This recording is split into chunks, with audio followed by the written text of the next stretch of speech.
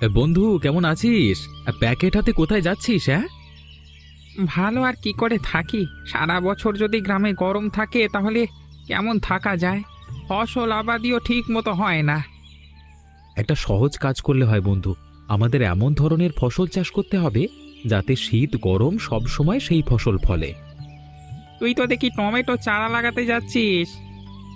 শীতে টমেটোর ফলন ভালো হয়, এই জন্য মনে করলাম টমেটো লাগিয়ে দেখি, হয়তো ফলন ভালোই হতে পারে। আমাদের একটা সময় কত সুখ ছিল, নদী ভরা মাছ, গোলা ভরা ফসল। এখন আর এসব কিছুই হয় না। সেই দিনটা যদি আবার ফিরে আসতো কত ভালোই না হতো। বুড়ির অভিশাপে এমন হয়েছে। বুড়ির বাড়ি তো যাদবপুর, তাহলে বুড়ি অভিশাপ দিলে মধুপুর গ্রামে দেবে, নিজ গ্রামে কেন অভিশাপ দিল? বুড়ির মেয়ে মধুপুর গ্রামের রমেশ বাবুর ভাইকে পছন্দ করে বিয়ে করেছিল। রমেশ বাবু সেই বিয়ে কোনোদিনই মেনে নেয়নি। এদিকে যাদবপুর গ্রামের রতন মিয়া রমেশের কথায় বুড়ির মেয়েকে খুন করে। বুড়ির মেয়ের শোকে রমেশ বাবুর ছেলেও আত্মহত্যা করে। তারপর থেকে এক গ্রামে শীত আর এক গ্রামে প্রচণ্ড গরম পড়ে।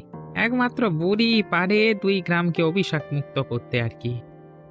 তাহলে আমাদের উচিত বুড়ির কাছে গিয়ে অনুরোধ করা, যাতে উনি এই অভিশাপ থেকে সবাইকে মুক্ত করে। আমার মনে হয় না কোনো কাজ হবে। বুড়ি খুবই জেদি। হ্যাঁ, বুড়ি যদি অভিশাপ মুক্ত না করে তাহলে পৃথিবী যতদিন আছে এই দুই গ্রামের একই অবস্থায় থাকবে আর কি। বন্ধু, আমি মাঠে যাই, রোদ উঠে গেলে আবার চারা লাগাতে পারবো না। আমি যাই তোদের গ্রামের বাজার করতে। তোদের বাজারে তো শীতের সবজি পাওয়া যায়। ঠিক আছে বন্ধু।